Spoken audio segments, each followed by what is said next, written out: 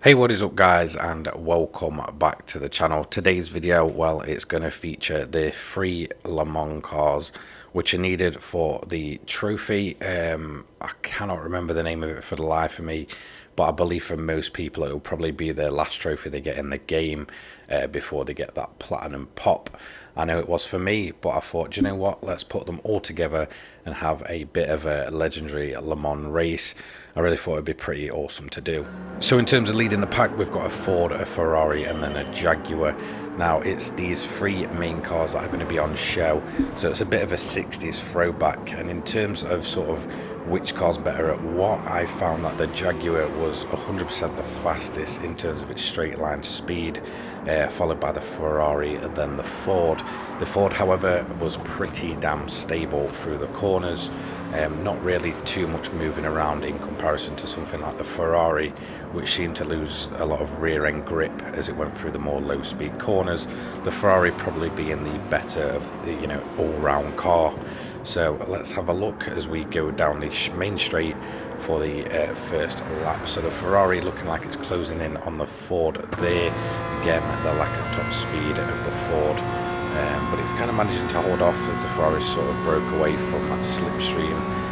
So the Ford's looking like it's going to keep that position as we're obviously on board, and it's going to go back straight in the slipstream. So I'm going to probably see him close up here. The Ford looking like it's going to hold him out.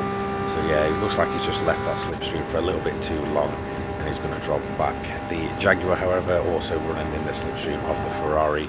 The Jaguar's definitely having the higher top speed of the three machines that are taking part. As you can see, it's closing that gap pretty damn quick and pulling away from the Ferrari behind in P4. Again, another Jaguar on the back of the Ferrari. So the Jaguar is looking like an absolute rocket in terms of straight line speed. And as you can see, pretty much it's just Jaguars closing up down that straight and making most of the overtakes through there. In terms of the corners, the Jaguar's okay. It's kind of a a healthy middle ground. It's definitely not as wobbly as the Ferrari. It doesn't seem to lose grip in the lower speed corners, but it's definitely not as stable as the Ford. As we'll see the Ford trying to make a move on the Jaguar there, but not quite getting it done. The Ford definitely the best sounding of the three. That awesome engine note really just echoes around Le Mans. As you can see, we've got a Jaguar leading away a kind of pack that's kind of broken away from the main pack, which is pretty much at the back at the minute. So there was quite a big kind of gap between a few packs. There was sort of like three main packs throughout the majority of the race, I'd say, until the last end where the cars start to kind of break away from each other. So yeah, I mean, as you can see, there's a load of Fords there kind of stuck in with a bunch of Ferraris. Jaguars kind of sort of dispersed quite equally, most of them towards the upper half of the grid. That's a Ford losing its rear end there. I've got a feeling a Ferrari's probably going to get a decent drive away in comparison to the Ford. Definitely quite a lot going on in this race. It's hard to obviously differentiate each of the single drivers. So that's a Jaguar making a move on another Jaguar, and yeah, so the Jaguar was definitely a good car. However, in terms of like I said, its stability, it was kind of a middle ground. It did have a bit of a snappy feeling to it. Obviously I was driving a Jaguar for this race, so yeah, I did kind of notice that I'd like to kind of get away at times, but it was definitely not as harsh as the Ferrari was in the lower speed corners. So we're coming to finish up the end of lap one, and everything's looking good so far. That's a Jaguar snapping away, and that is going to cost a lot of time. So it's just looking like the rear end stepped out there the slightest amount, and away the car goes. These 60s machines are definitely not to be messed with. Definitely require a different kind of driving style to the cars you see today. I honestly feel like the best way to get through the track is to keep in a higher gear than you usually would. So up front we've got a Ferrari now leading the way, followed by a Ford and another Ferrari. So the Ferrari's looking extremely quick over the course of a whole lap, as that looks like a Ford about to do an overtaking. It has, so the Ford is now through past the Ferrari once again in the more tighter sections and more kind of windy sections of Le Mans. However, I have a feeling as soon as they're on the straight that Ford isn't doesn't stand a chance. So again, this kind of little group here seeming to be breaking away from the rest of the pack. I feel like the Jaguars, even if they are quite a far way behind, as they get onto the straight, will probably start closing the gap up if they kind of fell off the pack. The Ford's absolutely rocketed at that corner, so stability helping give it a good drive down the straight, and it's really pulled away on the Ferrari now. So these cars are hitting upwards of 200 miles per hour down here as we're going to have a look through the grid. The Jaguars again are going to make most of their time up and do most of their overtaking down here. The Ford and Ferrari pretty much similar in terms of, you know, straight line speed, and not much really between them, pretty much requiring each other to kind of sit in slipstreams. It's looking like a pretty equal grid in terms of positions. That looks like a Ford going for the move as a Jaguar rockets past, and that's what we mean in terms of straight line speed. Those things are absolutely insane. I've never really seen a car shoot off as quick as these Jaguars do. So awesome to see. As you can see, they're just making moves constantly down the straights. It just closes the gap up within seconds, and as soon as it's in a slipstream, well, it's pretty much game over if you're a Ford or Ferrari kind of pottering around at the front. So yeah, Jaguars again hitting pretty, I think about 199 to 200 miles per hour. In terms of the other cars, I believe it's a little bit less, but as soon as they're in the slipstream, those Jaguars will literally top over 200 miles an hour. That looks like a Ferrari getting a bit out of shape there. That's going to allow the Jaguar to get in behind and have a run. Is it going to get the overtake done? They're side by side. Yeah, there we go. So again, the straight line speed of the Jaguar coming in really handy as they come down another straight at Le Mans. So this right-hander here is quite easy to catch these cars off. So you're going to see it. It's kind of a little bit off camber, and yeah, it seems to be as you kind of go through the right-hander and back, you know, get back into the left-hander, a lot of the cars becoming very unstable there, as that is the Ford now holding the lead. So that's made the move on the Ferrari. So now we currently have a Ford, Ferrari, Jaguar and Ferrari. So, and that's the Ferrari getting through again on the Ford. So awesome to see these battles going on throughout, as the fourth place Ferrari gets a little bit out of shape. The Jaguar looking to make the move on the Ford. I'm going to guess that's not going to be too difficult as it goes through. The fourth place Ferrari now kind of losing the main pack, so again it's going to have to rely on a slipstream or a good kind of last windy section to kind of get back on the pack. The Ferrari then leading the way and starting to break away from the Ford with the Jaguar. So now the pack is really starting to spread out on lap 2. The Ferrari getting all kinds of out of shape there, pretty much going sideways. So yeah, it's definitely some close racing going on throughout. Almost at the end of the second lap, and I would definitely say this is an area where the Ferrari is quite strong. Those medium speed corners, well, they really do quite well for the Ferrari. However, the Ford seem to be the better machine in the more lower speed corners, as we have a Ferrari pretty much riding on the bumper of the Ford there as they go into the last left and right hander before sprinting up across the line. It's looking like the Ferrari's kind of broke away there in P1. So is the Ferrari in P4 going to make a move? It's looking like it. The Ford is pretty much a sitting duck there as they leave each other plenty of room for the curvy long right-hander. A lot quicker than it looks. If he was quite far back, you'd probably think you'd have to brake quite a bit for it.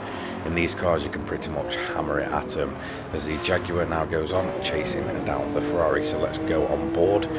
It's looking like that Jaguar was moving around a lot around the corner. Oh, it's lost the rear end again. So that's the second Jaguar to have a pretty big moment. So I'm going to assume that's going to let the Ferrari in P3 and the Ford in P4 close that gap up, but not by too much, as the P1 Ferrari has absolutely rocketed up the straight. So the Jaguar, though, it will probably close that down as they get towards the end. The Ferrari again, as you can see, just dropping back to the Jaguar in terms of its straight line speed. So we're going to go and have a look at the P1 car. There you go, you can see the Jaguar really starting to make moves as it rides in that slipstream. It's getting that move done pretty damn quick, very kind of, you know, streamlined for straight line speed, that Jaguar. And it's going to look like it's going to make its move, is it? Yes, just so, yeah. There you go, straight line speed coming in nice and handy from all that way back to take the lead off of the Ferrari. So we've had a Ford lead, a Jaguar lead and a Ferrari lead, so really awesome to see these cars swapping and swapping as P3 and P4 drop back from the rest of the pack. However, it's looking like the Ferrari's not going to get dropped so easy as it runs in the slipstream of the Jaguar, giving it that extra boost down the straight. Now the Ferrari is looking like the better machine in terms of this part of the track. Obviously in the more tighter corners it seems to be able to get through. Yes, it's kind of tail happy, but it seems to be able to carry much more kind of momentum through the corners in comparison to the Jaguar. Obviously the Ford being the standout in that sense.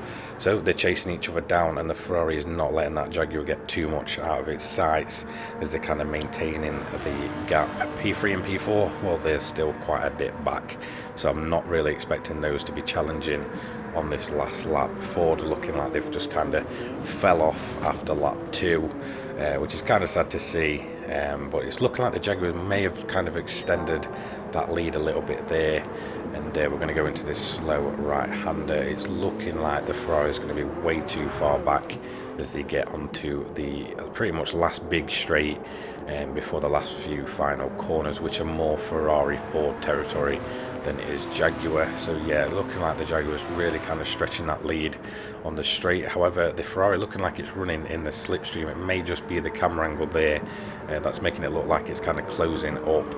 So it's the quite quick right-hander there. Again, just kind of keep it in gear. Yeah, so that Ferrari's definitely closing up. I've just kind of realised that the Ferrari's rocketing through there, both of them seeming to break away from the car behind it, and which was the Ford. So yeah, the Ford is obviously behind the Ferraris, but both Ferraris looking insanely fast all of a sudden. It's as if they've just kind of picked up pace and found it from nowhere. So it's just a couple more corners to go. Will the Jaguar hold on? So it's the left and right. That looks like that's a Ferrari going down the inside, braking really late and getting through into P1. So it's looking like the Ferrari is going to take it from the Jaguar at the last second. So that's gutting for the Jaguar. I don't know where the Ferrari pace come from there. As you can see, another Ferrari on the back of the best placed Ford in P4. So absolutely awesome race, real good kind of sights and sounds. So let's check out some highlights.